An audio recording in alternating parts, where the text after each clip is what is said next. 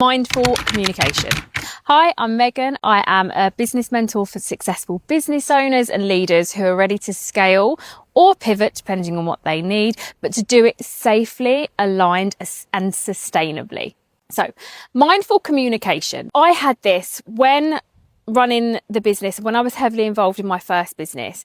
What I found myself doing was completely avoiding any emotion that came up. Sometimes it can be the opposite. Sometimes people can be too emotional, too het up in difficult conversations, but I kind of shut off to it. And the reason I done that is because I'm very logically minded. And I just kind of was like, okay, this is what it is. And there was no emotion there. But what that done was that kind of lost that trust maybe from staff members, and they felt they had to hold it in. And I used to get quite emotional staff members, and I used to say, like, this is what people do in my space, they tend to cry. And it wasn't because I was shouting, it wasn't because I was kind of defensive and things, but that's how it can show up. When difficult conversations happen, when changes need to be made and you've got an end goal, people automatically are going to have these barriers put up.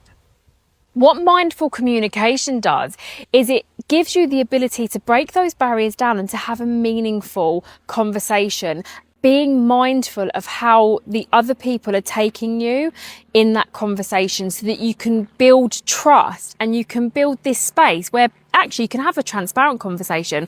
Nothing's being hidden. There's no defensiveness. And that's what mindful communication does.